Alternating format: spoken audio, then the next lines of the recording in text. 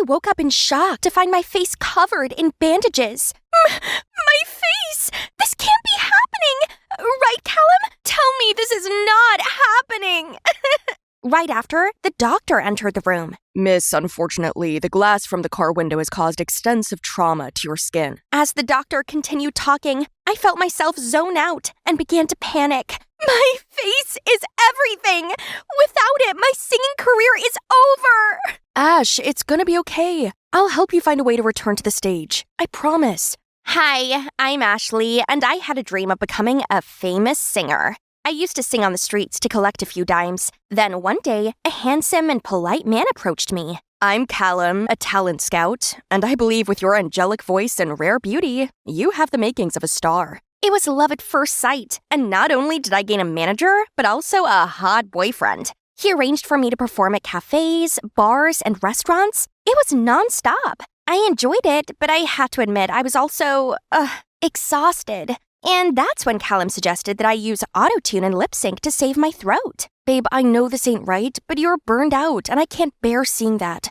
You know, it's not forever. I think that way you can focus on dressing up and letting people admire that gorgeous face of yours. Hearing this did make me feel sad, but Callum knew what he was talking about, so I trusted him, while the fire inside me to perform on a professional stage still burned strong. Then one day, he told me some unexpected good news. No more small gigs. The famous company Dream M Entertainment is holding auditions to find their next big star. I've taken care of everything. You just need to be 100% confident in performing. This was it. My time to shine has finally come. But then that evening, while driving home and practicing singing, I had an uncontrollable coughing fit. I lost focus of the road for a split second and didn't see the incoming car until everything went dark. And the next thing I knew, I was waking up at the hospital looking like Frankenstein and certain that my big dreams were now in shatters. After 2 months in the hospital, most of my scratches healed, but only a deep cut scar remained on my cheek. Just a few days more until the audition, and I couldn't show up looking like this. This is a once-in-a-lifetime opportunity. Can makeup cover it? Or maybe a mask? There must be something. But the doctor said I can't wear makeup until it's fully healed, as it might cause an infection. And if I went on stage in a mask, people would certainly raise questions. Then Callum's eyes suddenly darted to the photo on the shelf. Ash, here's your answer. Get your sister to be your double until your wound heals. You mean Bridget? That freak? No way! Yeah, I do have a twin sister, but we aren't close, for sure. My parents divorced when we were 7, and the courts decided I'd live with Dad and Bridget with Mom. I had a great life with Dad, as he bought me any outfit I wanted. But Bridget was a tomboy and didn't care about fashion. The last time I saw her, she was wearing all faded clothes. I guess the whole moody, loner, frown like she's constipated look was her vibe. I tried talking to her at college, but she always snubbed me. And just like that, we ended up being strangers, despite being siblings. And now you say I have to grovel her for help? No! I get that you guys aren't close, but surely you can put your differences aside for this once-in-a-lifetime chance at your dream? I suppose Callum has a point, so I agreed. Only it wasn't that simple, as I didn't have Bridget's number and she refused to use social media. You know, to match her cool, unbothered vibe. Ugh. Hang on. I remember her scowling at me behind the counter at the Yo-Yo fast food once. Perhaps she still worked there? I immediately disguised myself and headed there. Oh, there she is. I started hovering around her and explained what had happened, then asked her if she'd be my double for the audition, but she didn't bother to care. Get out the way. I can't perform looking like this. Please, this is everything to me. It's none of my business. I have work to do. See, I can't just give up like this. So I ordered food and sat there and waited for her to change her mind. It was closing time already. I was about to leave when I saw Bridget and her boss quarreling with each other. My gosh! This is why it's never good to hire teenagers. I only hired you because you begged for the job. I'm sorry, sir. Darn it! Starting today, you will work without pay for 3 months. No, sir, I need money. You didn't even pay me last month. Hey, what are you doing? Go. You can work elsewhere. Don't be here with a scumbag. What? And you, get lost before I report you to the cops. What you aiming at? Why do you have to work here anyway? Doesn't Mom give you a big enough allowance? Don't pretend like you care. How could a spoiled girl like you ever understand? What do you mean by that? Ugh. Anyway, you need money, right? I can help you. Bridget didn't answer, but I saw through her Miss Frosty persona. If you replace me until I'm recovered, then I'll pay you. A big check worth 10 times what you're making here. By the way, only 2 of us and my manager know about this, so don't worry. Then I gave her my number and told her to message me when she made a decision. She reluctantly took it, saying nothing, and just left. But that evening, a message from an unknown number popped up. Okay, I'm in. You better pay me right. I immediately called Callum and told him the good news. Now it's time to turn Bridget into a temporary me. Normally, Callum and I keep our relationship low-key to maintain professionalism. And that's the same now. We're keeping it a secret with Bridget. Callum made it clear to Bridget that all she needed to do was to look pretty and lip-sync. But geez, that girl could only moan. This crop is too tight and constricting. Stop scratching like a monkey. I showed her how to stand straight and walk like a diva. And it shocked me when she said she'd never heard of skincare. No wonder her skin was as dry as the Sahara Desert, and her pores were as deep and large as black holes. No worries. The witches here will give you a magic transformation. Wow! She looked exactly like me, just without the wound. Even Callum was impressed. He instantly offered to help her into the car and drive her to the audition. I guess it made sense for Callum to keep her on our side. Now is not the time for stupid jealousy, Ashley. I disguised myself as Bridget's assistant and nervously waited backstage. The audition was such a nightmare. Bridget's lip-syncing didn't match the pre-recorded audio, and she danced like she had 2 left feet. Finally, the performance ended, and the first judge to comment was David Knight, aka the music wizard, master composer, and lord of melodies. Oh, I know this guy. He's sure a demigod in real life. Your singing was dismal, and your dancing was catastrophic. Did you get lost looking for the bathroom and wander on stage by accident? Having a pretty face isn't enough to keep you here. The judge sitting next to David suddenly grabbed the mic. Wait, he's the CEO of Dream M. You're wrong, David. Beauty is also talent. She's a diamond in the rough, and only needs a little polishing to shine. After the show, Callum was overjoyed as he informed Bridget that she'd become a talent at Dream M and would soon become an A-lister. I was so excited too that I flung my arms around Bridget, but she coldly pushed me away. Enough for today. Since then, the 3 of us agreed that Bridget would perform on stage while I would record at the studio. The bad side was about putting up with David, the difficult judge at the audition who was in charge of my recording session. The only thing going for you is your face, so why hide it behind that mask? If you must know, I didn't have time to apply any makeup. Satisfied much? Sorry, what'd you say? It was too early in the day to deal with such a jerk, so I stayed silent and focused on the session. Your singing has improved significantly since the audition. It just still lacks some emotion. Thanks! My debut was just days away, but things didn't go so well. Bridget had no sense of style and appeared in the fashion column Worst Dressed lists, shaking like a leaf on stage and jumbling her words when facing impromptu interviews. So I had to set up a crash course for Bridget, but this time I taught her simple, easy-to-remember things instead of big stuff like last time. I showed her how to pair basic outfits, how to deal with the press, and most importantly, I still guaranteed her regular pay. Ash, you've helped me a lot, and thanks. Oh my, she was so awkward. But that was sweet. I could gradually feel that we were actually sisters. Bridget, the main effort was still yours. Keep it up. Soon, the company began to promote Bridget, and her reputation skyrocketed. All the while, my relationship with Callum took a nosedive. At previous events, Callum used to pamper me and bring me my favorite foods. But now he just brought Bridget's favorites. He never left her side, and they were always having cozy chats. So one day, I decided to talk straight to him about this. Callum, I have to admit that I feel kinda uncomfortable, as you're a bit too close to Bridget. Babe, I got you. I have to pretend I'm with Bridget as everyone thinks she's you. I'm doing this for your own good, so stop overthinking. Will you do it for me? I know, but I really feel insecure since I got this scar. It's like I've lost everything. Don't worry, the scar will eventually heal. The most important thing right now is you stay calm and get through this time. Right. I suddenly forgot that I was working for a greater goal. I I tried convincing myself that they were just dedicated to their work and that my wound would be healed soon and I could go back to being me. I still go to the hospital every week for follow-up and treatment. It's faded, hasn't it? I needed to escape, so I went to the studio to sing my heart out. I was certain no one would be there at this time of night, but turned out I was wrong. Surprisingly, on seeing me, that dude didn't shoo me away. Instead, he was actually pleasant. A night owl too, huh? Start singing then. I'll give you my valuable opinions. I was shocked by this approachability, but I rolled with it.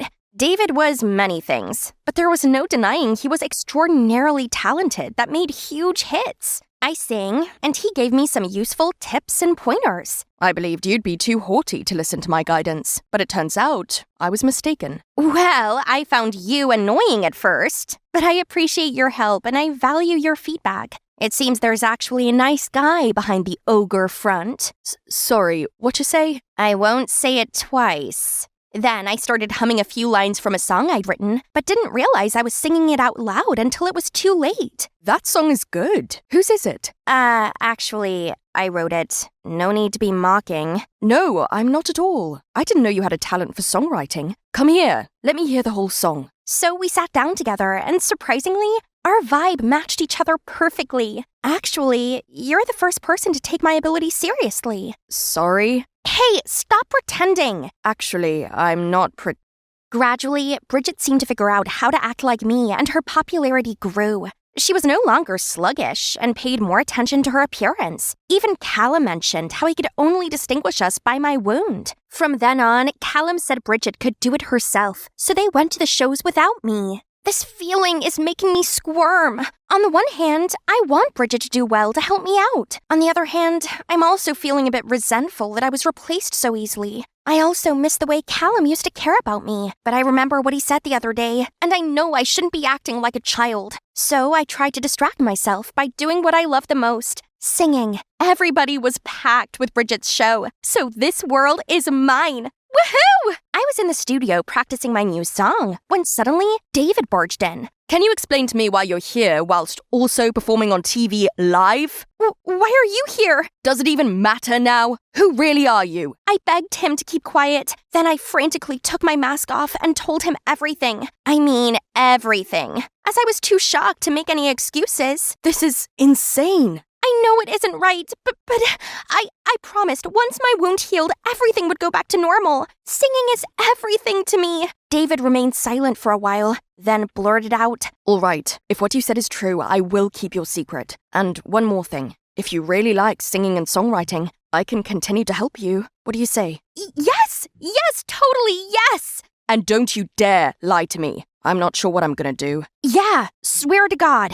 Finally, it was the follow-up day. As the doctor finished the examination, I saw him frown. I'm sorry to inform you that the scar cut's too deep. It may fade over time, but I'm afraid it won't go completely. At least in 2 years. I broke down. This couldn't be happening. Not knowing what else to do, I decided to go and find Callum. But when I arrived at his house, I saw that he wasn't alone. Bridget and Callum were sitting together and slowly leaning for a kiss. Hi, Ashley here, a superstar in the making. At least I was until the accident happened and I was left with a scar. With a huge audition coming up, my manager boyfriend Callum persuaded me to get my twin sister, Bridget, to pose on stage as me. She took on the glitzy parts of my life while I stayed in the background and recorded at the studio with David, my grumpy but talented music producer. It was only supposed to be until my scar healed, but then the doctor told me the devastating news. The scar was here to stay. Upset, I went around to Callum's for support and saw him there with Bridget. They were leaning in to kiss. I couldn't believe my sister and my boyfriend would do this to me. So with rage swirling through me, I karate kicked open the door and barged inside to confront the conniving snakes. How could you? My boyfriend and my own sister! He's your boyfriend? I didn't know. I'm so sorry. No, you did nothing wrong. I fell for her first, Ashley. Can you blame me? She's a flawless superstar. You'd understand because you used to be her. At least until you crumbled. I was freaking hit by a car, you douchebag! But it didn't matter to him at all. That's when it hit me. Callum never loved me. I was just a tool to him. You can't trust him, Bridget. It's only a matter of time before he decides you're no use to him anymore and ditches you, just like what he's doing to me right now. And I'm going to make sure the whole world knows what a jerk he is. Callum suddenly lunged towards me, then aggressively dragged me out of the house. You think you can threaten me with that big mouth? Who's gonna believe you, huh? You're just a shadow of Bridget, a flawed, pathetic version of her, so get lost. You'll never get away with this. Just you wait and see. Days later, I was still hung up on his cruel words, but I had to do something to take back what's mine. So I spent ages covering my scar with makeup, then showed up at an event I was supposed to attend. I confidently strutted up to the entrance. Whoa. Nice try, Ashley. But the scar gives you away. Try Kylo Ren next time. That stung. Feeling hopeless, I started walking, and my feet unconsciously led me to the studio. I turned on the lights and played my previous records. Surprisingly, my singing had improved one by one. So I turned up the song volume and sang and danced along. I was busting some crazy dance moves when I suddenly heard clapping. I didn't know you've got the groove. Come to think of it, I've never seen you this happy before. You have no idea what I've been through. I felt safe around him, so before I could stop myself, I blurted out what had happened. He insisted on taking me somewhere fun to cheer me up. Turns out David's fun place is the super cool Japanese fair. We shared some huge rainbow cotton candy and lit sparklers and drew musical notes in the air. Then, as we walked past a stall with some fantastically colorful masks, I stopped dead and stared at them. Hey, I have an idea. I should start a new singing career wearing a cool mask. I mean, it's not the most original idea since Sia and Marshmallow have already done it, but I can hide my face and Callum wouldn't even notice to stop me. That's actually a great idea. Here, this one looks cute on you. Holy cow! Red alert! Red alert! You're falling for this charming, handsome, talented music producer guy. It's on me, by the way. Consider it a lucky charm, okay? For sure. I swooned and was motivated to create a YouTube channel right away, starring me singing with my mask on, and used Vixie as my stage name. At first, I only covered other artists' songs, but as my confidence and following grew, I began singing the songs David helped me write. Although the netizens quickly spotted the similarities between my voice and Bridget's pre-recordings, they're both mine, but the difference is, one uses a ton of auto-tune and one does not. Then, one by one, I released more songs, and over the course of a few months, my channel grew to over 1 million subscribers. For the first time in my life, people actually saw me for my musical talents, not for the way I looked. So, to thank them, David and I spent weeks in the studio composing a special song called Thistles Bloom to release on Valentine's Day. Then one day, David was invited to the Grand Gala, which was a massive event full of the hottest stars, and he took me along with him. The party went off to a great start, and everyone was so complimentary about my music. I was dancing alone while David talked business with some music producer. But then, Bridget suddenly appeared and tried talking to me. Vixie, hi! I love your look. I ignored her and went to leave, when suddenly I got this itchy feeling in my throat, and I felt my face begin to swell. I looked down and gasped when I saw pecans inside my muffin. Oh no, I'm allergic to pecan! I ran to the toilet and took off the mask to catch my breath, when the bathroom door snapped open and in walked Bridget. Come on, Ash, I already knew it was you. Sorry, guys, the door seems to be stuck. She slammed the door shut and went trying to help me. I didn't want her help, but I didn't have much choice. I put my mask back on and let her place her jacket around my shoulders and sneak me out of there. She got her driver to pick us up around the back of the building and take me home. Then she made sure I took my allergy medicine. Don't expect me to thank you for this. No, after you left Callum's house, he told me you gave up singing for me and that you gave us your blessing. But when I saw videos of Vixie going viral, I instantly knew it was you, and he had lied to me. Yeah, he's good at doing that. I feel really bad for what happened, so I want to make it right. I'll give you back your place as a singer. You're serious? Absolutely. I was so relieved you hadn't given up on your passion. You have no idea how amazing you sound. Actually, I do, but I can't take all the credit. David helped me produce the song, and we're actually releasing it this Valentine. Really? I can't wait to hear it. Fine, you can hear the demo if you want. She loved the song, and I had to admit, it felt good having my twin back. A few days later, I was fully recovered from my allergy attack and feeling excited about my big song reveal. But then I went on my laptop and saw that Bridget had released a new song, Thistle Bloom, my song. I immediately called Bridget to find out what was going on. Surprised, weren't you? Now you know how I feel. I've always been inferior to you. It's about time you be the loser. Oh, and BTW, Callum and I are officially dating. He picked me over you, so did your fans. They definitely won't be fooled.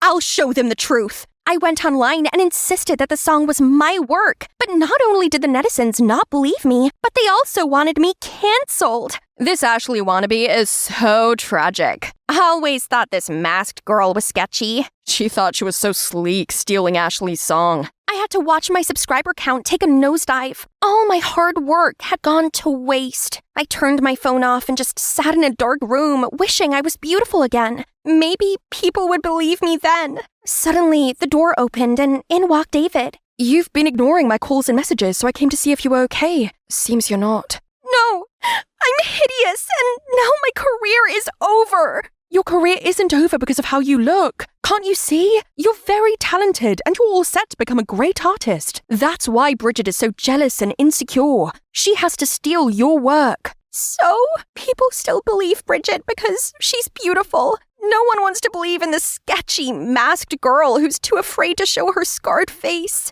Look, I can't hear most of the words you just said, but all I know is you can't let a minor setback like this stop you from doing what you love. He then took something out of his ears. Hang on, were they hearing aids? My hearing started deteriorating when I was 15. When I told everyone I wanted to work in the music industry, they all thought I was delulu. But 5 years later, and look at me now. Of course, it was hard for me too, but I never let my disadvantage get in the way of my dream. You really did it! Sorry, what you say? Oh, that actually made a lot of sense. If David could overcome this and continue to compose and produce amazing music, then I could overcome my body image issues and become a real singer in my own right and under my name. I started by snooping around my old fan pages and found out that Bridget was going to hold a press conference for the release of her latest album and perform Thistle Bloom. I devised a plan to get there before she did, and that includes David puncturing his own car tire and getting Bridget and her team caught in traffic. On the press conference's stage, I was shaking like crazy, but as soon as I heard the audience chanting my name, I knew I could do this. I stepped on stage, and while the crowd was too stunned to react, I quickly started performing an acoustic version of Thistle Bloom, and the crowd went quiet. I could see it in their eyes. They were moved. Then the screen behind me lit up and played a video of me and David working on the song. When my performance ended, the audience erupted in applause.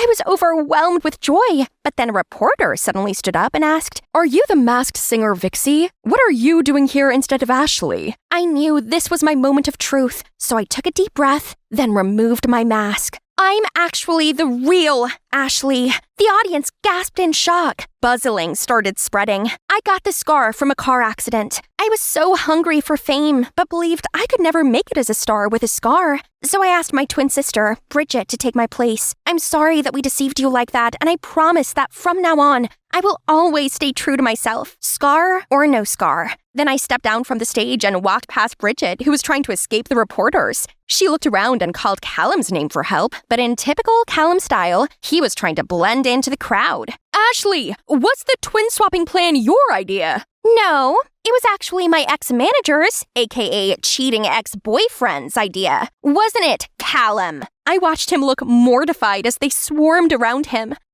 It seems like he's gonna have a hard time with his career in the future. That's karma for you. Then I strolled out of there with David waiting at the door, leaving all the buzzing behind me. I started living my life just the way I wanted and no longer cared what Bridget and Callum were up to. Then one day, I was driving home from the studio when I saw Bridget surrounded by some thugs. I called the police and then made sure she was okay. Turns out, Mom was in debt, and the collectors were now forcing Bridget to pay up.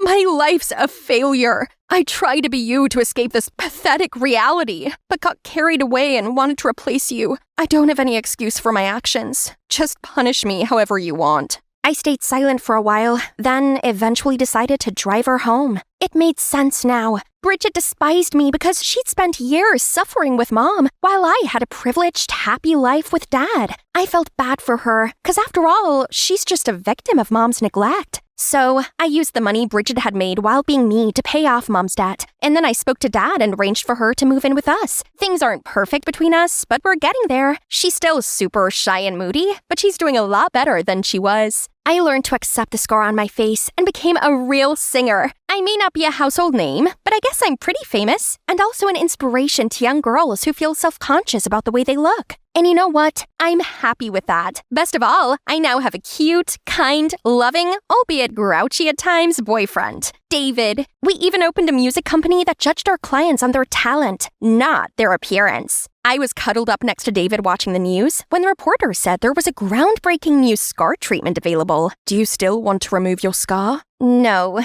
as it's now a part of me. Susan, hurry up or we'll be late to see the House of Gucci. Hang on, where was Susan? I looked around to see my friend standing on the spot. Lola, isn't that your car? I looked in the direction Susan was pointing and saw my beloved car resting on the back of a tow truck. Great! Our only mode of transport was being impounded for illegal parking. So much for a movie trip. Well, let's call it a day. My line of thought just ended when, oops, something fell on my shirt. Ah! Those stupid birds! Unbelievable! This was my brand new tee, and now it was covered in bird droppings. Oh yeah, welcome to a normal day in the life of Lola the Jinx. Yes, I've been called that since I was a little kid. All of my relatives, except for my parents, have always been extra wary of me. Then, when I was 12, during a boring family gathering, I overheard a heated conversation between my uncle and my parents. Stop living in denial. That girl's bad luck.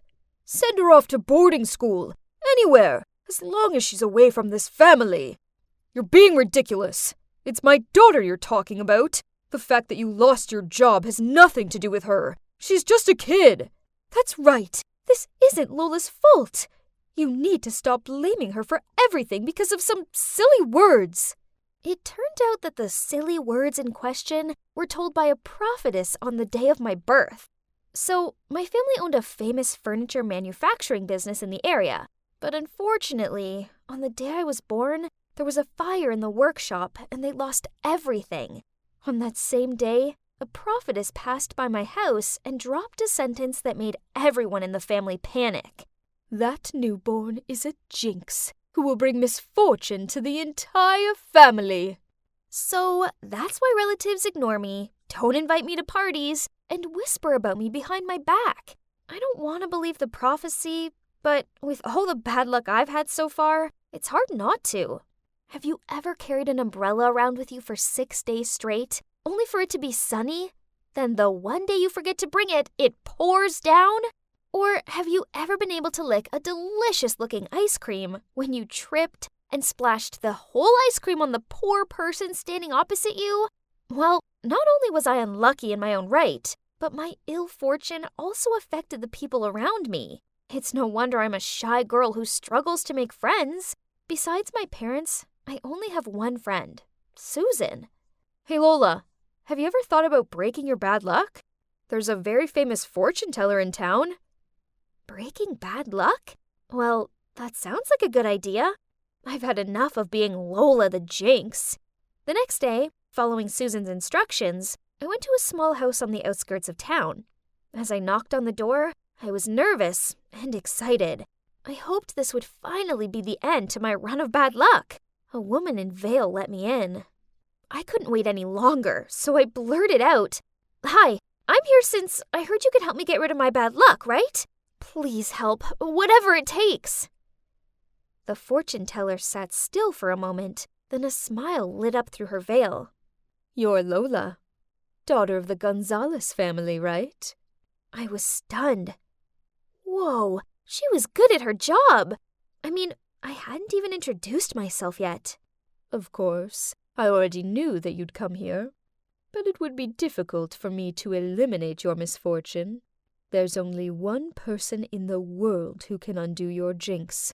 They will bear all the bad luck for you, and even bring you good luck at the same time. Is that so? But who could that be in this whole wide world? I blurted out. The fortune teller smiled and said that if I wanted further clues, that would cost me a few more bucks. Oh well, I've already come this far, so it's worth spending the rest of my monthly allowance to know who my mystery savior was, right? Then she pulled out this drawstring bag and shook it. She told me to draw an item. Oh, it was a small tile with a single letter on it. A. Well, well, well. Interesting. A person whose name starts with an A. Fear not, Lola. The universe will signal you to find that very person. I then went home and couldn't stop searching my mind for people I know with A names. Let's see. The most potential person was Ariel, a classmate of mine who was super lucky in everything. That's right, no one else but her. She was born wealthy and fortunate. She didn't even study and she always got good grades. Actually, she just won the school raffle. Her prize was a year's supply of donuts and a bowling trip. Obviously, she was the complete opposite of me. With her inherent luck, surely a little bit of my jinx seasoning wouldn't make her too miserable, right? But honestly, I'm not fond of Ariel. She's sour, scornful, and a show-off.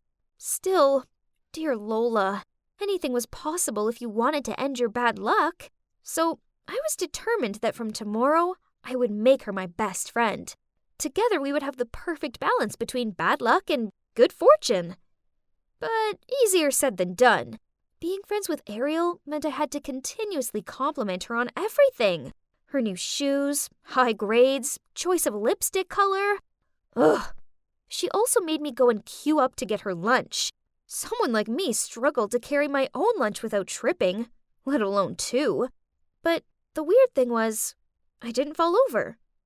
Actually, ever since I started hanging out with Ariel, I couldn't recall anything bad happening. With my newfound luck, I started opening up to some of my other classmates. And you won't believe it, an unlucky girl like me even won 2 tickets to the opening of a new water park. So I decided to share one with Ariel. To be fair, it was her luck that got me those tickets, right? But, hang on. Was that Ariel tottering out of the changing rooms in her stiletto heels? What an idiot! And right after that, just as you might have guessed, she slipped over.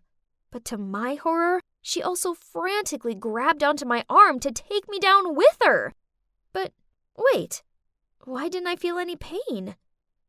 Oh, was I dreaming?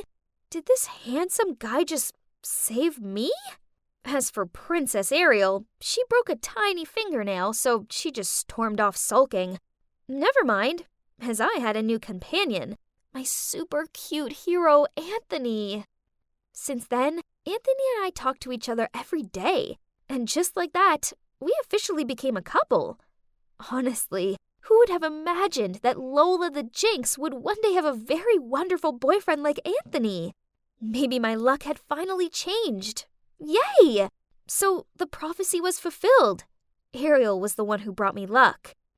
But actually, thinking about it, Ariel didn't seem to be having any bad luck at all in the meantime. Well, apart from the fingernail incident, but in that instance, she was lucky she didn't sprain her ankle or anything. Perhaps we were all riding on the good luck train, for once. But there's still one thing I can't understand. Honey, why were you so late today? Sorry, babe. On the way here, I got a flat tire. Twice. Yeah, you see, my boyfriend sure had been having a lot of bad luck lately. But wait, Anthony also has a name that began with the letter A. Could it be that it was Anthony who bore my bad luck? Not Ariel?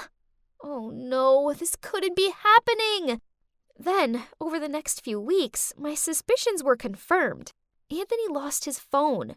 He misplaced his assignment, picked up the wrong dog from the vets, and even managed to walk into his mom's brand new, expensive vase. Smash! I could continue to be a jinx, but I didn't want any of my loved ones to endure this fatigue for me. Instead, I needed to find a way to help Anthony get out of this for good. Maybe he could befriend someone super lucky. then this would reverse his bad luck. With this plan in mind, I planned a picnic for us both, then invited the luckiest person I knew along too, Ariel. At first, it seemed to be going really well. It wasn't raining, and there weren't ants in our sandwiches. But then I noticed Ariel giggle and twizzle with her hair as she looked at Anthony. Oh no, Ariel had a crush on my boyfriend.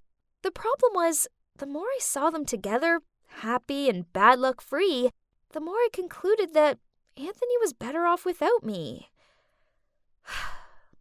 So I started ignoring his calls and messages and purposely avoided the places I knew he would be. All was going well until he showed up outside my school. Ugh! Lola, why are you ignoring me? What did I do wrong?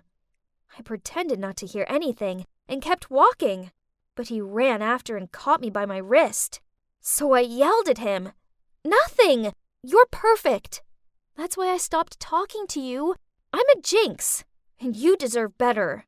He gave me a confused look, so I explained all about how bad luck had a way of following me and the people I was closest to, and that's why I had set up a date for him and Ariel. You're such a fool. Are you seriously ready to throw away what we have because of some stupid prophecy? Plus, I'm not an object for you to just give away to whoever you want. Then he stormed off. This was awful. Now I'd gone and lost my amazing, sweet, caring boyfriend, and I only had myself to blame. Later that night, Mom walked into the living room and saw me slumped on the couch crying. She asked me what was wrong, and I blubbered out all about my bad luck, the fortune teller, and how I lost my boyfriend because of it. I think it's time I visited this fortune teller. It might be the prophetess from the day you were born. I didn't see her back then as I was in the hospital with you. If it really is her, I'm longing to know why she decided to put so much stress on our family with her ludicrous words. The next day, Mom and I went to the fortune teller's place. Mommy yanked the veil off her face and stared at her in shock. Turns out they went to school together. And back then, this woman was jealous of my mom's luck. A jealousy she never got past. So she tried to sabotage her by telling those ridiculous prophecies to not only me, but the rest of our family. Thinking about it, throughout my childhood, my relatives treated me like a bad luck charm. So that's how I acted. I alienated myself, acted insecure, and had no confidence. Maybe it was my negative energy that was making me unlucky, not some dumb prophecy. So what happened next? Well, Mom made sure the whole town found out about what a fraud the fortune teller is. She wrote a public apology to us and paid us compensation. As for me, I decided it was time to make my own luck. So I went round to Anthony's and handed him 2 tickets for the water park. And I apologized for all my superstitious nonsense. He seemed to appreciate the gesture, and he forgave me. So we're back together. Yay! From now on, it's only positive vibes, happy thoughts, and grasping life's opportunities. The most important thing I've learned is that if you see life as beautiful, it'll always be beautiful to you in return.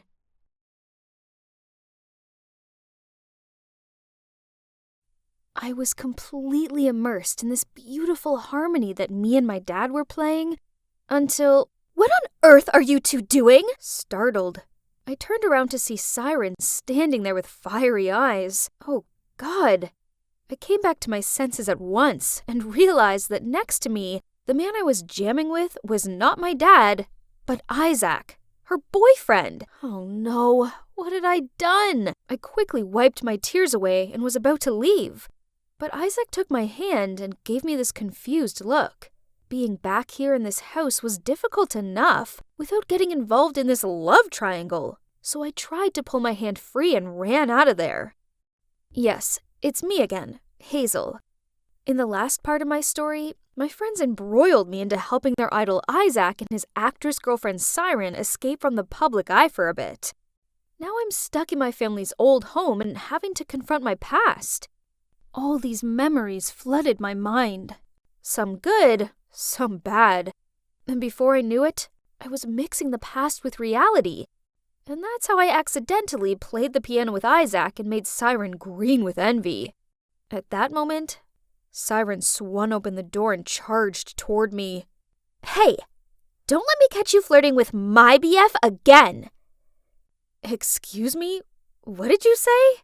He's not even my type. Besides, having you as a love rival sounds like way more hassle than it's worth. She gave me this lingering scowl. Clearly she was furious with me, but she must have decided there was nothing else she could say on this matter.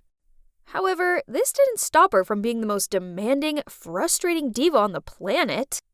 She stuck her nose up at the food and drinks we served her and insisted that she couldn't possibly consume anything that wasn't organic. She threw the clothes that we lent her down the stairs because, quote, those vulgar outfits didn't suit her. Then she asked Ivy to go get her designer ones. Once, Zoe even had to drive over an hour to the mall just for a few scented candles. Why, you ask? Well, Siren accused me of exuding this bad energy that had been affecting her sleep and her well-being, so she needed to cleanse the aura around here. Poof! This was nonsense. Once her head touched the pillow, she slept like a log. It seems that living in the same house as their idol and his girlfriend wasn't exactly all it's cracked up to be. Isn't that right, Ivy and Zoe? However, contrary to Siren the Nightmare, Isaac surprised me quite a lot by actually being a great help around the house. He was an excellent cook and a dab hand at fixing things. Okay, I admit that I used to think he was just one of those useless celebs out there, but it seems he had no problem with pulling his weight. Anyway, this manner of his did somewhat make up for the obnoxious attitude of his girlfriend, which made this whole thing a bit more bearable. Until this one time, we were rowing on the river near the mansion. Well, I was rowing, to be exact. Just me, as what could we expect from our two superstars? But it's pretty out here, isn't it? It was Siren's bright idea, as she wanted some new Insta photos. You're probably wondering where Zoe and Ivy are? Yep, they're scouring the shops a few towns over for ethical foie gras. Look at her, saying she's feeling sick she couldn't row. But apparently she was well enough to smile for the camera and strike dozens of different poses. Suddenly, Siren decided to stand up to get better lighting, which made the whole boat shake. I shouted at her to sit down, but then before I properly knew what was going on, the boat was turning sideways and I tumbled into the water. I flailed my arms and legs out and tried my best to raise my head above the water, but it was no use. I couldn't stop myself from sinking beneath it. I honestly believed this was it. The world started to darken around me, when suddenly, an arm grabbed me and pulled me ashore. Hazel, can you hear me?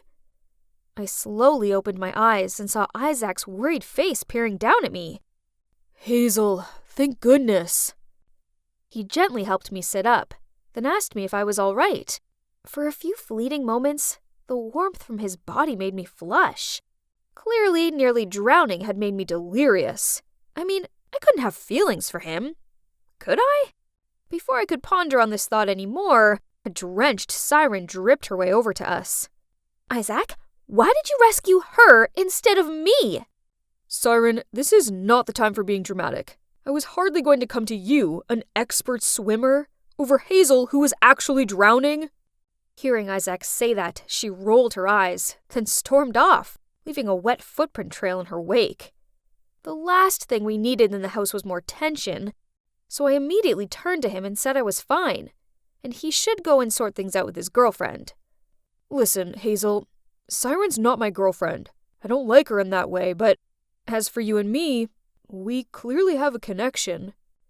I stared at him in complete open-mouthed shock. Did he really just say that? Or perhaps I had a concussion and was imagining things. Siren's like my little sister. I'll explain this later, but first you need to rest. Then he wrapped his arms around me and guided me back to the house.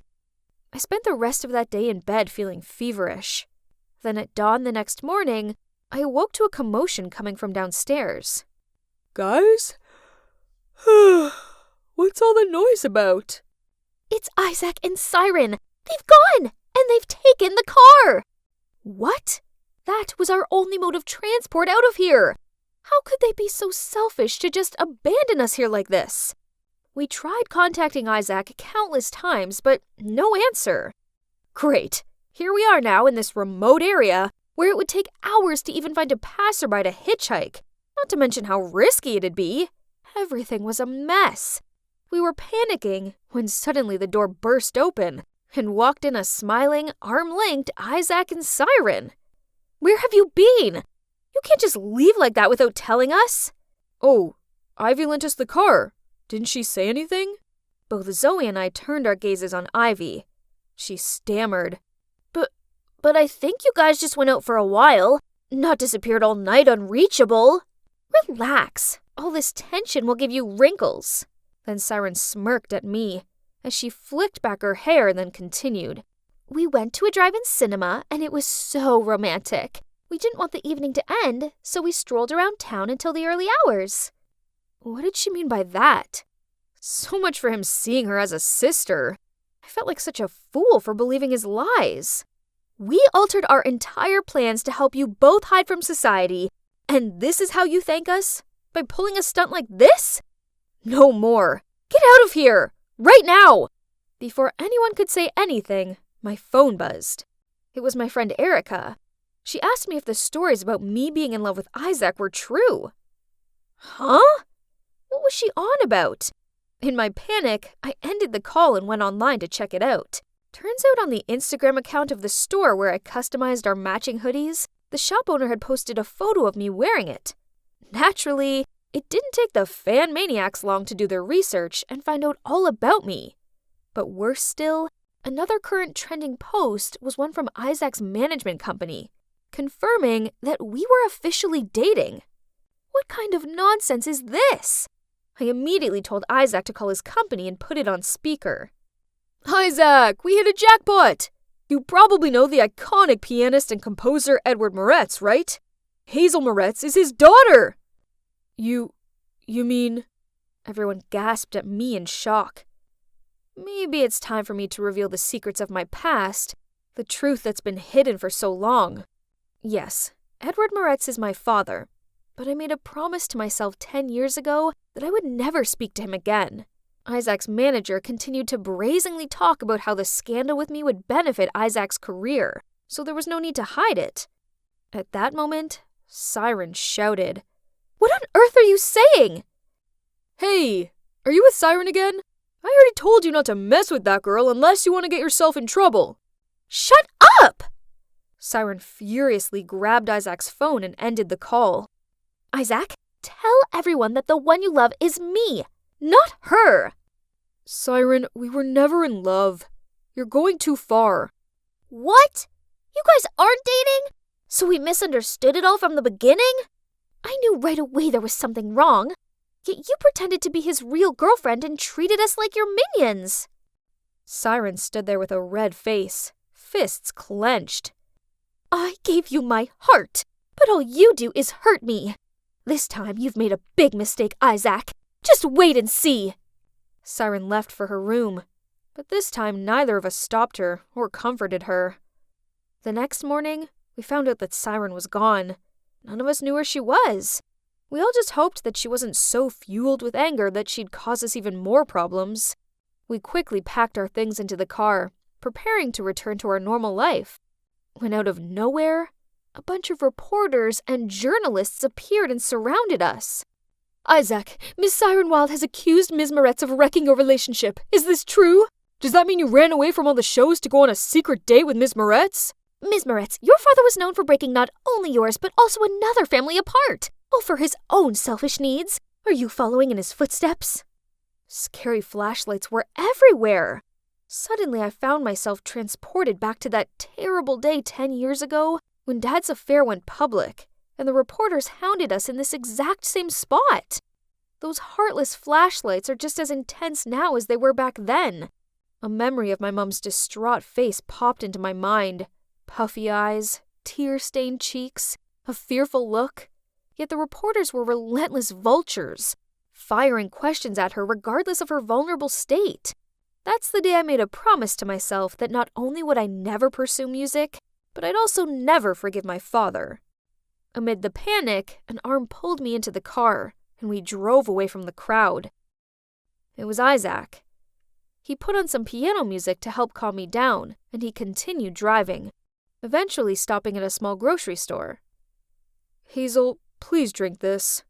Sorry for dragging you into all this. The thing is, I've been unhappy with my management company for a while now.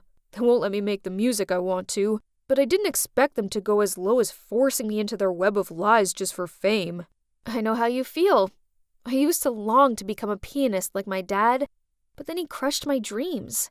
To further his career, he cheated on my mom with another married woman and left our family behind. I grew to hate the complex world of artists. I vowed to never become one of them. And then I gradually began to despise the sound of the piano, too. I'm sorry to hear that story. But art isn't to blame. It reflects lies genuinely, doesn't it? I heard your piano melodies and you are truly gifted. Be honest with your feelings and don't let anyone else interfere with them. Trying to deny your own passion and emotions will only make you miserable. Isaac's right. I'd let my dad's mistakes alter the pathway to my dreams. Not making music made me miserable. It felt like there was a part of me missing, one that nothing else could fill. Why should I be the one to suffer like this, when it hadn't even been me that done anything wrong? Look at me now. Can you believe it? I've rekindled my passion for piano, and now I'm happier than ever.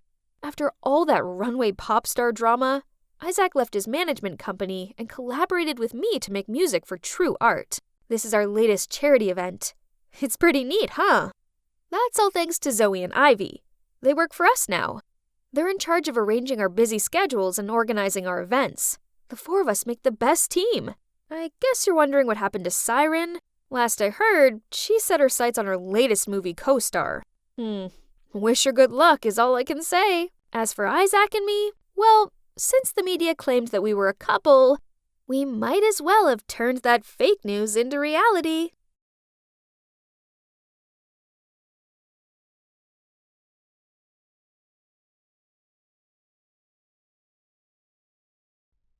I arrived to find that he'd turned his bedroom into a mini theater, complete with scented candles and glistening fairy lights. He handed me a bowl of popcorn, and as we nibbled our way to the bottom, a carefully written letter came into sight that said, I've been in love with you ever since we were little kids. I've held back my feelings as I didn't want to ruin our friendship, but I can't deny them any longer. So, will you be my girlfriend? How can he be so gorgeous and sweet and... Hey, dummy. You writing that cheesy stuff again? Just drop it already. Let's go prank Mr. Weasley. Okay, I'm coming. If only what I wrote came to life. That's my best friend since childhood, Adrian. And as you can see, I have the biggest crush on him. But he only sees me as a bro. How ironic. I'm pretty sure if I confessed my feelings to him, he'd weird it out saying it's gross and stuff. So I just wrote my dream reality down in my novel and posted it on Wattpad. I even used a pen name. I couldn't risk Adrian finding out, 'cause, help, awkward alert. Anyway, it's easier this way, as I didn't want my parents to find out either. Yep, they weren't exactly supportive of my writing career. They wanted me to become a lawyer and take over the family firm just like my dad, and his dad, and blah, blah, blah. They made me study hard so I'd get into this prestigious law school, but it was just so dull and my heart just wasn't into it. One day, as I was sipping a macchiato at my favorite coffee shop, a group of girls walked in chattering excitedly about a book by the new author, Agatha C. Huh? Did I hear them right? Curious, I approached them and politely asked to see the book and... Oh my God! It was my pen name right on the cover! I scanned through the first few pages and saw my words. Did this mean my book was published? Ouch! So all this was real! So someone must have given my book to the publisher. Then it's gotta be Mrs. Jensen. Yes! She is the most respected writer and has loads of connections in the publishing industry. And lucky me, she was my mentor. Hi, Mrs. Jensen. I'm just calling to say I'm so grateful for what you've done for me. Cecilia, calm down. What are you talking about? The book, of course. Mrs. Jensen, my book got published thanks to you, right? You're talking nonsense, young lady. I've barely started reading your book. So how could it have been published without my notice? What? So, Mrs. Jensen didn't send it? Then who did? What do you mean you can't disclose their identity? It's my book! Miss, all I can say is that the person who brought it here claims to be the author of the book and chose not to reveal themselves by publishing it under a pen name. We, as the publisher, are legally bound by that, so I can't help you any further. What on earth was he talking about? Some random person stole my book and my pen name? I needed to prove they were both mine. Aha! My Wattpad page! I tried to log into my account to show the director, but access denied? Oh, no. Someone must have messed with it. I was gonna use it to apply for a writing scholarship at college, and now it was all gone! As if that wasn't bad enough, I suddenly received an email from the writing competition I'd applied for, saying they denied my entry due to plagiarism of a Wattpad page. My Wattpad page! Ugh! Sup, bro? What's with the King Kong face? Oh, come on. You'll be less of an ugly duckling if you smile more. See? My gosh, could he just stop being like that for once? He made it very clear we had zero chance of being together. I got it, but he didn't have to rub it in my face like that. Fine then, he'd never have to see me again. After that, I was determined to transfer to another school by the next semester, one that would appreciate my writing talent. Somewhere like Eastwood Academy. It's a school full of literature records. Besides, I happen to know someone there. Lewis, the president of the literature club, and also an uprising star in the writer world. He's not only super talented, but incredibly nice too. He'd help me loads with my novels. But getting into that school would be tough. So, every day, with my game face on, I buried my head under stacks of books, while Adrian tried his best to distract me. One time, he told me to ditch class and go see the new Batman movie with him. I'd waited months for that movie. But no, I'd got to get my head in the game. Adrian didn't give up that easily, though. Only, right at that moment, the teacher appeared behind his back, yanked his ears, and gave him a ticket to the detention room. There went the Batman movie for him. Another time, he came up with a prank for Mr. Jones, the PE teacher who made him run 10 laps around the school for being late. But, sorry, the new Cecilia ain't got time for any of his childish stuff. So, when Adrian gave me Mr. Jones's phone and told me to hide it away, I just calmly handed it back to him. As Mr. Jones returned to the teacher lounge, he saw Adrian pouring some liquid into his tumbler, and that's how Adrian got himself 2 detention tickets. After that, Adrian finally noticed that I had been acting differently. Cece, what is up with you? You keep ignoring me. Are we not friends anymore? Don't call me Cece. I'm still mad at you, okay? So, yeah, I want to transfer to Eastwood Academy. You know, Lewis's school. Oh, I see. Stop the act. I know it already. What? Did he know that I like him? Had he read my book? You like Lewis. Huh? Oh. Phew. But hang on. He really thought that? And was he annoyed? Interesting. Yep. In fact, he asked me out to dinner this Saturday. Really? Okay then. I'll go with you. Can't trust this guy. And so, Adrian tagged along. He kept complaining about how I dressed up all pretty for Lewis, and how he had the nerve to be late. So, this is what he's like when he's jealous? Kinda cute, though. As Lewis arrived, he gave me a big hug, and I could feel Adrian's glare behind my back. I sat close to Lewis and giggled at everything he said. He immediately got what I was trying to do, so he acted along, putting his arm around my shoulder and slightly stroking my hair. At one point, I even helped Lewis take a fallen eyelash out. And oh boy, Adrian couldn't help but lunge forward to separate us. Right at that moment, I heard a familiar voice from behind. Cecilia? And who are these young men? Lewis? Oh, hi, Mrs. Jensen. What a small world. You know Lewis, too? She didn't answer my question. Instead, She gave me a stern look, then dragged me outside. Cecilia, what are you doing with that no-good traitor? You mean Louis? Who else? He was heavily criticized and boycotted by the whole writers' community. I strongly suggest you give him a wide berth. Oh my. I had no idea Louis had such a bad reputation. He was always so kind to me. Unless this was just an act because he wanted something. Like my novel. What if he was the one who stole it? This was not good. I rushed back to my table, quickly said goodbye to Adrian, then dragged Louis away. Did you or did you not steal my book? What? No! Did Mrs. Jensen tell you that?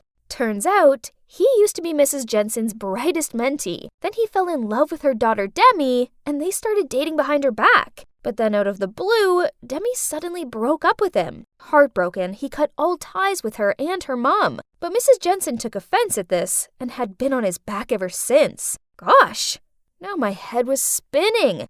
I had no idea who to trust. Come to think of it, back in my mentee months, I also lost one of my manuscripts. I sort of ran into a dead end with that one, so I didn't do any digging, but it can't be a coincidence, right? It must have been Mrs. Jensen who stole them. No way! She's an incredible writer. Why would she do something like that? There's no better explanation for this. Don't worry. I've got a plan to expose her for the stinking thief she is. He then called the publisher, pretending to be some big-shot producer, and asked them to arrange a meeting with the author of my stolen book, as he'd like to produce a high-budget movie based on it. Brilliant, isn't it? We arrived at the rendezvous in awesome disguises and waited for this to play out. Our tension rose as the footsteps got closer. And then, standing at the door was, well, Mrs. Jensen. How could you? I trusted you! Cecilia? What's going on? Oh, drop the act. There's no movie. We only planned this trap to expose you for the book thief you are. Mrs. Jensen persistently denied our accusations and claimed she was only here because her daughter arranged a big surprise for her. Then Louis and Mrs. Jensen started quarreling with each other and it all got messy. Stop! Both of you, please just stop! Demi, please explain yourself. It was me, okay? I stole your book, Cecilia. I saw it on Mom's desk. I'm so sorry.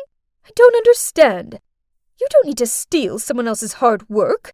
You already are an excellent writer. No, Mom, I'm not. I've tried so hard to meet your expectations, but I just can't. I didn't want to disappoint you, so I stole your mentee's work, including yours, Louis. I was so ashamed of myself I couldn't face you after that. I'm so sorry. Louis let out a long sigh, then pulled Demi in for a hug and comforted her. Right at that moment, Adrian barged in and grabbed Louis's collar.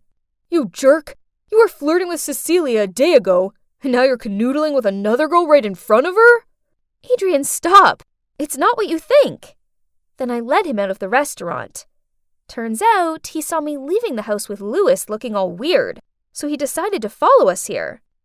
The truth is, I don't have a crush on Louis. I was just trying to see if you think of me as more than just a friend. Well, I do like you. Like, a lot. But I don't want to risk our friendship.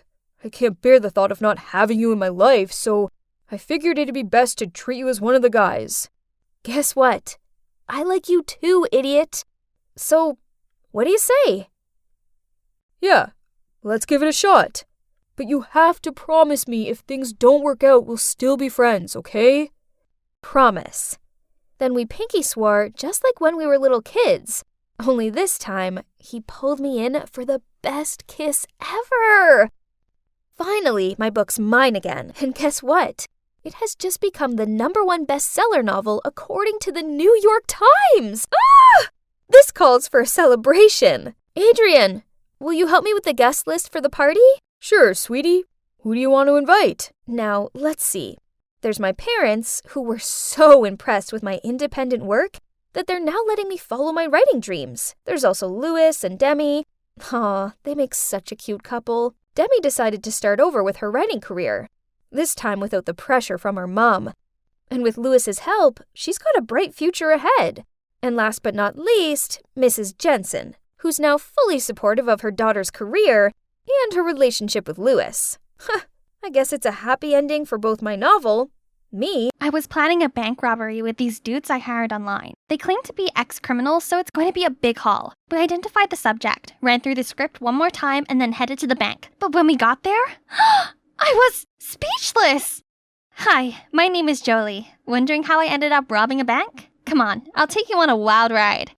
I come from a happy family with a mom and dad who always showered me with unconditional love. In fact, they were so perfect, I don't think they'd ever argued about anything.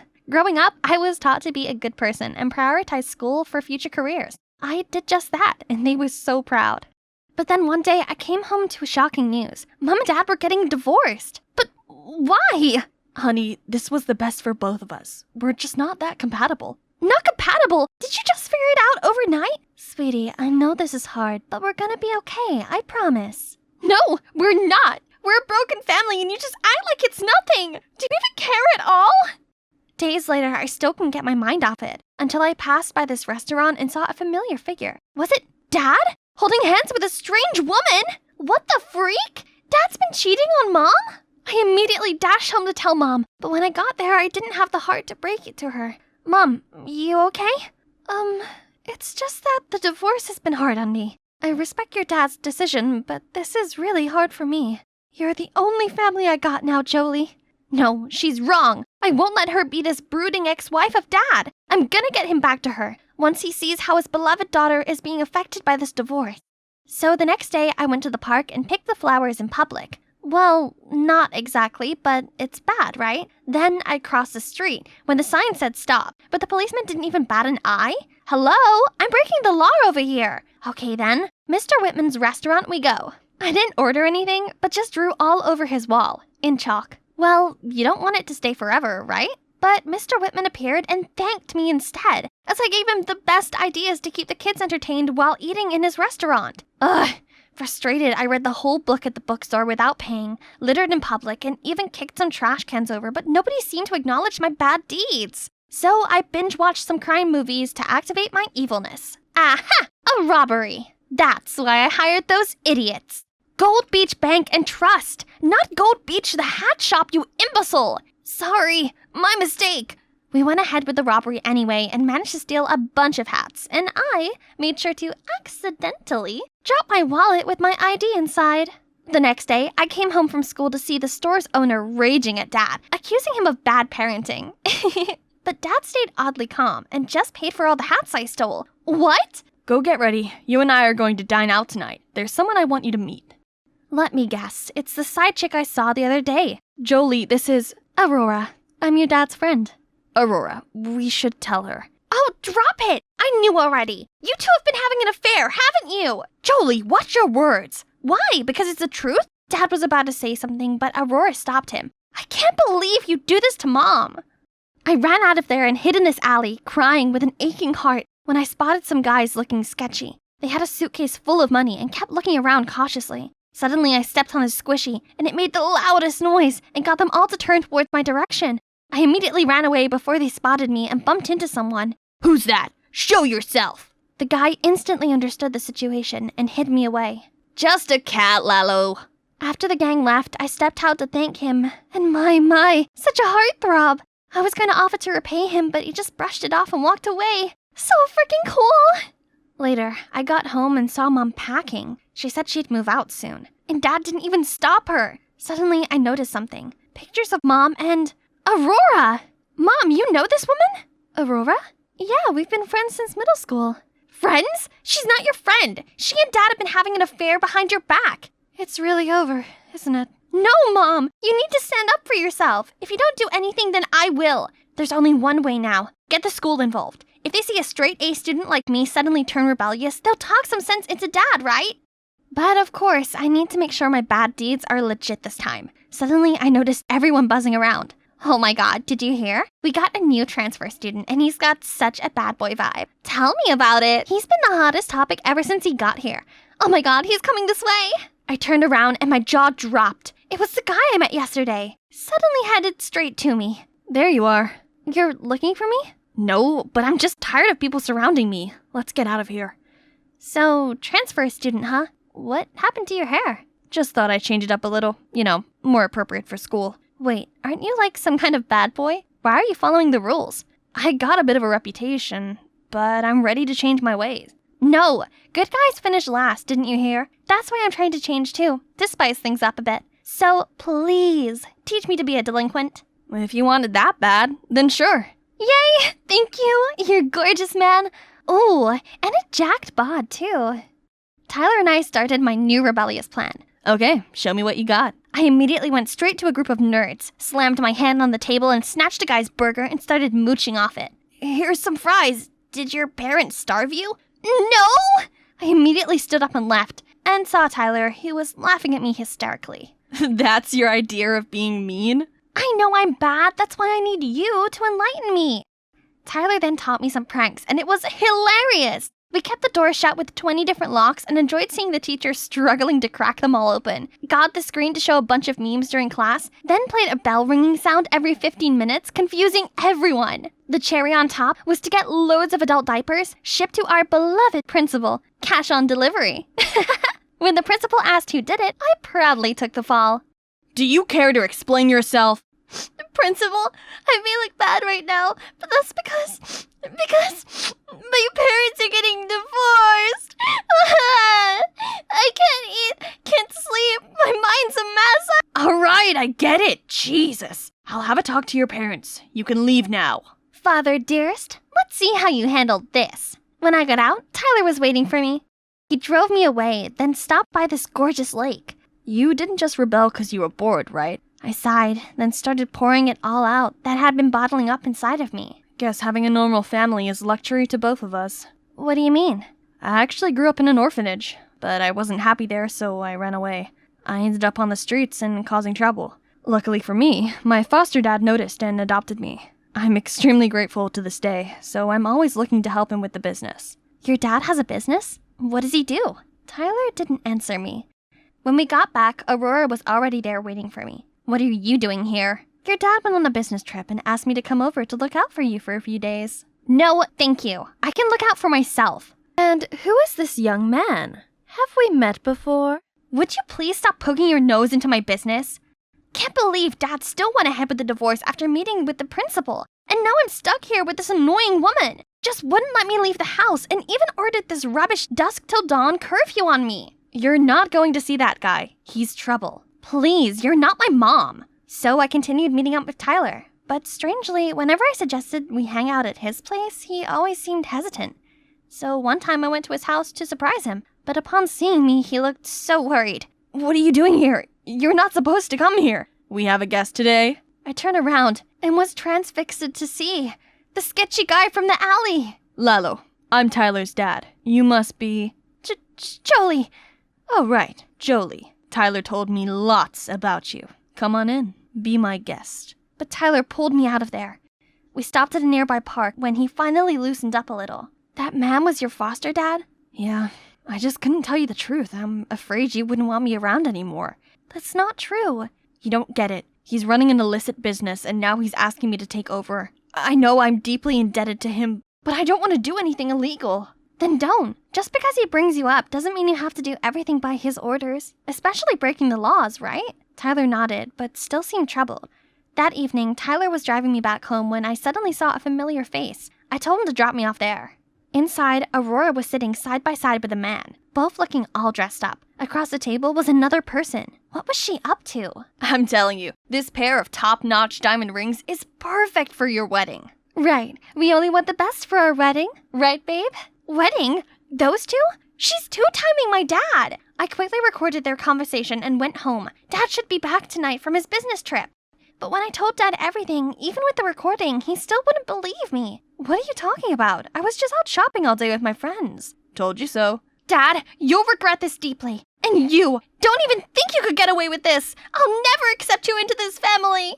Tomorrow, the court will decide who I'm going to stay with. I know just what to do. I can't be in this house any longer. At the court, I stood up, to everyone's surprise, and spoke about how I got mistreated at home with Dad and Aurora, and asked to stay with my mom. The judge then asked Mom what she thought. I'm not so sure. Jolie, should just stay with her dad. I was completely disappointed. Mom wouldn't even fight for me. When we got home, Dad immediately went bonkers on me while Aurora pulled off her nice act again. Right then, I got a text from Tyler asking to meet up, so I just stormed out of there. No, Jolie, wait up! When I arrived, Tyler looked surprised. Jolie, what are you doing here? Mijo, I used your phone to ask her to come here. Lalo then ordered his gang to tie me up. I was struggling to get away when someone rushed towards us. Lalo! Wait, Aurora? She knew this gangster? Release her now, or the police will get here any minute. Thanks for the intel, Miss DEA agent. We're about to leave. With your daughter, of course. Now, if you want to save her, fill in the place. DEA agent? As in, undercover cop? Fine, take me instead. Lalo's gang tied her up and pushed her into the van. That's right. Boys, take this brat too. We can't spare any witnesses on the scene. We had a deal, Lalo. Really? Didn't ring a bell. He ordered Tyler to drive away while the police siren was getting louder. Suddenly, Tyler took a turn. What are you doing? That is not the way! While they were distracted, Aurora slipped out the multi-tools in her pocket and started cutting the ropes around my hands. I did the same to her. Tyler then made a sudden stop. Lalo and the gang lost his balance and fell to the floor. The police immediately surrounded the van and captured these criminals. Jolie, you were right. You didn't get hurt anywhere, right? Yeah, thank you for saving me. And I'm sorry for acting so rude. It's just, I'm not ready to move on from the divorce yet. Sweetie, there's something really important I want to tell you. I'm your biological mother. What are you saying? Jean is my biological mother. No, sweetie. She's a friend of mine. I know this is all confusing, but just listen. 16 years ago, your dad and I had you. Right after giving birth, I had to move to Mexico to handle a serial diamond smuggling case caused by Lalo. And Jean offered to help out with you. I figured you deserve a normal, happy family, so I accepted her help and asked her to move to our house. Years later, thinking the case was finally closed, I moved back home, ready to reunite with you and your dad. But I suddenly got the news Lalo's organization was still operating and had to move to the States. I couldn't risk putting you in danger, so I hid the truth from you. But what about the person who talked about the wedding with you? Oh, that's Alejandro, my partner. We were just pretending to be a couple for the investigation. Oh, I had no idea. You've done so much for me. Of course, you're my daughter. Thank you, Mom. Finally, everything became clear. But as we got to the house, Jean, suddenly came dragging me away. You're my daughter. No one gets to take you away from me. Just because you raised Jolie doesn't mean you get to do anything to her. If you truly love her, you would only want the best for her. Jean then broke down crying, revealing she had lost her reproductive ability. She was so happy she had me to take care of and treated me like her own daughter. Hey, don't worry. You'll forever be my mom. I gave Jean the biggest hugs. That's when I noticed Tyler was happy for me, but sad at the same time. I suddenly realized he didn't have a family anymore. I have an idea. Why don't you adopt Tyler into your home? Tyler and Jean looked at each other, and bright smiles appeared on their faces. Everything finally turned out to be okay. I've been trying to catch up with Mom and make up for all those lost years, but I also don't forget my second mom either. Tyler, or should I say my boyfriend, now lives with Jean, and he's driving me to visit her. I'm so happy I finally have a loving family and a baddie boyfriend. Only this time, we're not trying to break bad anymore. Hey, I'm Connor, and I'm currently taking a well-deserved break from studying to hang out with my friends. I go to college at the Georgia Institute of Tech, and I'm sure to be a top-notch architect one day soon. Now I just have one thing to deal with, then I can properly enjoy my night off. Oh, here she is. Connor, I can't do this anymore. I don't want to hurt you, but sorry. We should stop seeing each other. Well, every ending is a new beginning. Cheers. I was the master of getting girlfriends I'm tired of to break up with me. It was great, as this way no one could ever accuse me of being a bad boy. What to do now? I reluctantly had to find a new challenge then. Oh, I'm sorry. I was just going to turn this in. That's okay. Just trying to find one more paper. What's your name? I'm Connor. Hi. Her sparkling eyes, her shiny hair, her soft hands. But ugh, why was suddenly some nerd dragging me away from the hot girl and into a corner? Before I could ask him what was going on, he started waving a photo of this girl in my face. So it turns out this dude is called Patrick, and the girl in the photo is Paige, his girlfriend. Their parents are both influential sorts and organize their whole engagement. Sounds great, right? I mean, she's pretty cute. But no, he wanted me to find a way to make Paige break up with him. I've heard a lot about you. I need your help. I can't do this myself. Huh? Sure, I get it. A real man will never be the one to break up first. I might be able to help, but first, let's see what kind of person she is. The conversation started to become super serious. From the sound of it, this Paige girl was a genuine good-natured girl with a vulnerable side. So this needed to be handled with extra care, so that there wouldn't be any awkward family provocations from my clients. Perhaps... Nah, this way wouldn't work. Neither would that way. I was about to give up when suddenly Patrick stacked a pack of money, approximately $1,000 on the table. Help me, then it's all yours. Whoa, that was a lot of money to me. It would get me the magnificent PS5 of my dreams. Besides, with my charm and handsome looks, I could make Paige fall in love with me and leave Patrick in no time. Genius! My debut had to be spectacular, so I looked online and hired some people pretending to be thugs to block Paige's path. Then I'd waltz in and rescue her. The plan was all set, so I leisurely walked to the rendezvous spot, but oh no! Who knew those guys were real thugs? They threatened us, asked us to hand over all our belongings, then forced us to go to some abandoned warehouse. Oh my God! The $1,000 was so not worth losing my life for. Yes, I was somewhat afraid, but my flirtatious instinct kicked in, and I turned to Paige and started talking to her. Oh man, she's super sweet. And I noticed that when she talks about something that interests her, she crinkles her nose. She's so cute, but most of all, she's really smart. Why, you ask? Because just an hour later, the cops showed up and arrested the thugs. Turns out, before Paige handed over her belongings, she quickly texted the thug's license plate to a friend and asked her to call the cops. Phew! And, luckily for me, thanks to this destiny meeting, I got a little more information about her and learned that Paige was planning to learn Spanish to major in tourism there. But there's one more important thing. That is, I think I have a crush on her. She's not like any other girl I've met before. I want to win her heart, truly, not just because of the plan. It will be the best of both worlds. Patrick gets to be free of Paige as requested, but she won't end up a lovelorn girl because she'll have a new handsome boyfriend by her side. Yep, that'll be me. There was just one problem. In all the commotion of the day, I'd forgotten to ask Paige for her number. Oops. I had asked Patrick for it and then texted her, but sadly didn't receive a response. I needed to be smart about this, so I decided to pretend to be a Spanish tutor. Yeah, I can't speak Spanish, but with my charm, that's no big deal, right? I created a flashy profile and told Patrick to pretend to surf and accidentally find me. Then show Paige. And so, ding! Hola, yo soy Professor Connor. But wait, sheesh! If only I'd studied Spanish harder in high school. And now the extent of my Spanish were just a few words I'd picked up from binge-watching Money Heist. So I just copied down Spanish lessons off YouTube and taught these to Paige. I don't know if it's because of my teaching skills or my charisma, but Paige seemed to think I was legit. However, my flirting tricks weren't going so well. I knew she liked me. I mean, who wouldn't like me? Besides, she gave me these cute looks and laughed at my jokes. Our chemistry was undeniable. So when I reached over and placed my hand on top of hers, I felt sparks fly. But then she gave me this awkward look and moved her hand away. She liked me, right? So why was she acting like this? I never failed at flirting. Feeling frustrated, I was trudging my way up the street when, was that Patrick happily holding hands with a girl? I recognized the long hair. It was Paige. Ugh, why can't she drop her lousy boyfriend already? And why won't she date me instead? I was about to leave, but the more I thought about it, the more resentful I became.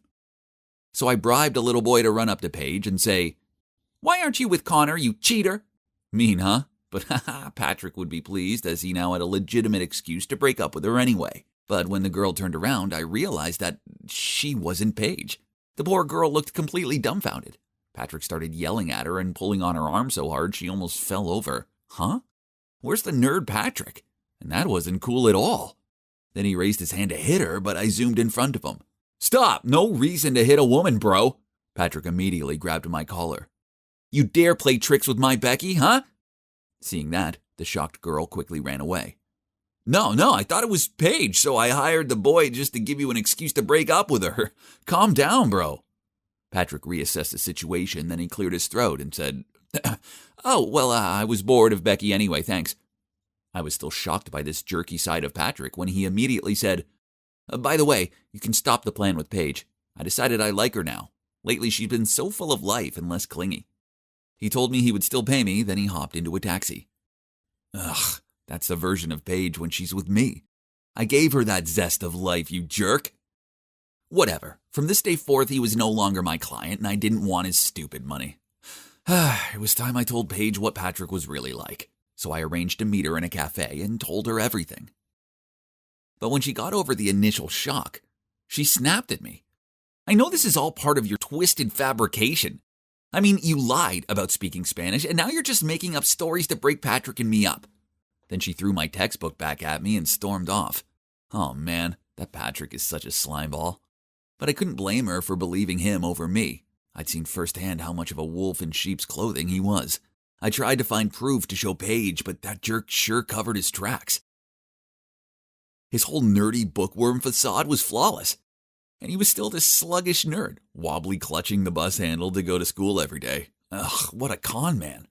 Just you wait, Patrick. It's time the world saw your true face. With such determination, I continued to spy on him around town. Then one time, like every other day, I was on duty when a group stopped me, accompanied by Patrick pointing at me. "Here's our sandbag." Uh-oh, looks like I was busted. The whole group gathered around me, fists ready. Yeah, I was pretty terrified. There's no way I could fight off a group this size. I raised my fists and prepared for pain, but then someone shouted, "Stop!" It was Paige. Suddenly, Patrick immediately changed his attitude and ordered the group to leave. He told Paige that I stole his stuff and his friends were helping him get it back. What? The swine! Connor isn't a thief, I know it for sure. There must be some misunderstanding. Please don't accuse him like that. Patrick's face changed. He grabbed Paige's hand and pulled her away, saying, "We're getting engaged at the end of this month. Say no more." Okay, so I may have gate-crashed their engagement party, but I did hide at the back while the speeches were going on. Then to my surprise, as Patrick was talking, they both spotted me. Then Paige turned to him and shook her head. It hurt to see her like this. Perhaps she changed her mind. "What do you mean? Is this because of Connor?" Paige kept quiet, while Patrick's parents were furious. "How dare you cheat on my son? Who do you think you are?" "Paige, why is this happening?" "Really, Paige? Say something." Feeling the pressure and injustice of it all, poor Paige looked distraught as she desperately tried to hold back her tears. I really couldn't stand seeing her like that, so I jumped out of the crowd to come to her defense. "Everyone calm down. Paige is the sweetest, most amazing girl, and she deserves better than this jerk. Don't listen to him. He's a thief and a fiancé stealer." I was done listening to this guy's slander. So I threw a punch straight at his smug face. Yeah, the engagement party had sure turned chaotic. I looked at the wreckage in front of me, the consequences that I had caused. Okay, so maybe coming here wasn't my best idea. Actually, this was all my fault for ever agreeing to help Patrick in the first place. Or I shouldn't have been a jerk in the first place. Feeling deflated, I arrived home and saw that I'd received a message from Paige. My heart thudded as I opened it. "Thank you for everything, and try to practice your Spanish, as it's even worse than mine. Goodbye." And that was the last text she sent me. After that, I spent a month trying to contact her, but received no reply. So finally, I plucked up my courage to go to Paige's house, and was told that she'd left for Spain earlier than scheduled. Perhaps the shock was so huge that Paige wanted to leave this place as soon as possible. It was all my fault. I was the biggest jerk in this story, and now I'd lost the girl. Alas, vengeance is bliss. So I walked inside, went straight to Patrick's table where he was wasted in the arms of a bunch of girls, took a picture, and sent it to his family. What is done by night appears by day, my friend. A few days later, I heard that after being exposed, Patrick's parents had confiscated all of his bank cards. Even his current girlfriend dumped him. Ha! So that sealed the final breakup deal for my special guest. And now guess where I'm at? Looking for the girl of my life, duh. And this time, I'm going to make sure I don't screw it up.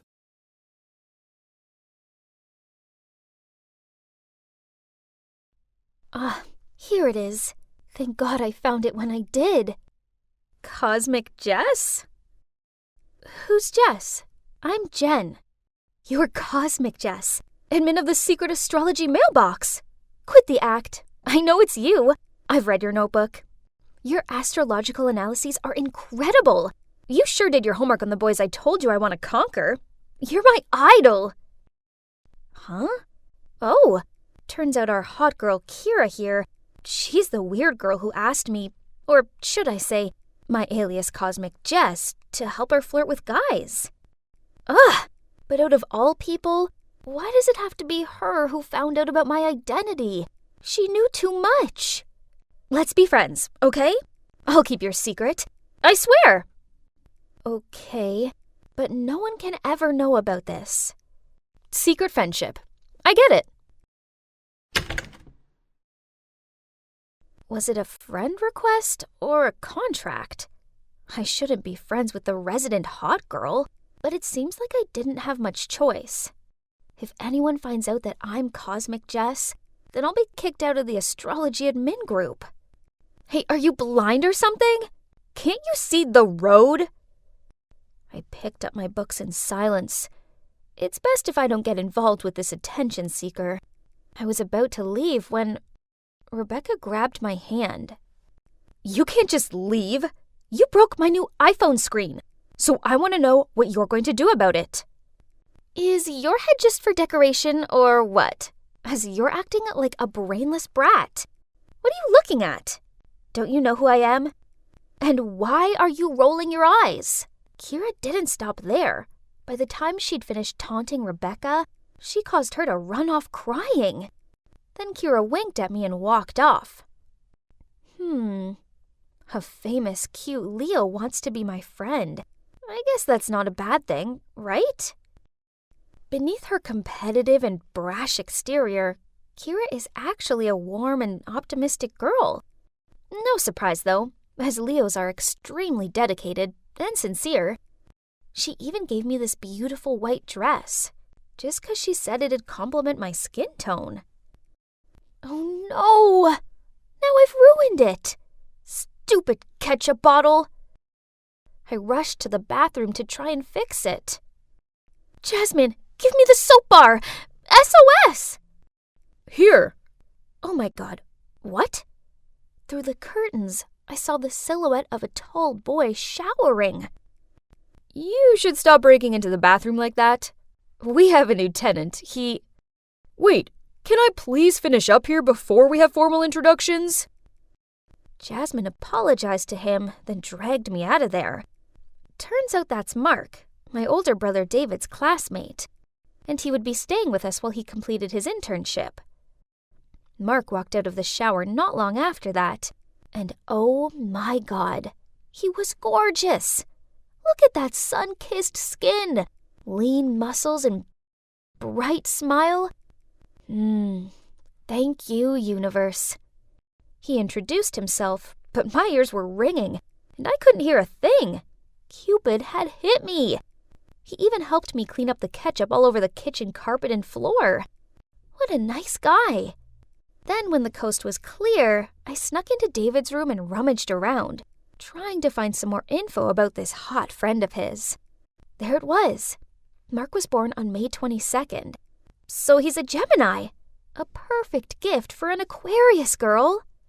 I went to school with a spring in my step. Oh, what a glorious day! I hurriedly lined up as I heard the coach's whistle. News on the grapevine was that we had a very handsome new basketball coach. Oh, come on. How could a coach be handsome? But, oh my gosh, that's unbelievable. Mark, the dreamy Gemini guy from my house, was also my new coach. What more proof did I need that this was destiny? After school, I was about to tell Kira about my destiny when she gave me info about her new target, a Taurus boy. This was the second time in a month. I was about to lecture her, but then she bribed me with the new Jan Spiller book. So, I took a look at their birth charts. Interesting. After so many mismatched attempts, Kira may have found her perfect match. But after a week of trying to impress this guy, Kira failed miserably. This Taurus guy doesn't like my enthusiasm. I just don't get it. I've shown him how kind I am by helping people out, and I even changed my style for him, I actually tried on this vintage knee-length dress that smelled like mothballs, and he didn't glance at me once. Let me check. I just don't understand how it can be wrong. Okay, let me go get some snacks. I recalculated and redrew the chart, but still couldn't figure it out. Maybe he already had a girlfriend? Or perhaps he wasn't into girls. In this case, I couldn't help at all. Just had to close this Leo-Taurus case and open up the Aquarius-Gemini love story. I flipped through my chart and Mark's. We matched perfectly. And I just drew hearts around the picture of him glued on it. Ah! I have shocking news, Jen! Kira's piercing scream startled me. Why the hell is the gym teacher downstairs in your house talking to Jasmine? Oh, he's staying in David's room for a while. What? Why didn't you tell me that hot news? Wait, what's in your notebook? Don't tell me it's Mark, okay? I quickly turned around to get the notebook, but Kira was faster. So, you also like Mark. That's why you gave me the advice to be an idiot in front of him, right? Huh? Your Taurus guy is Mark? Of course, I didn't know that.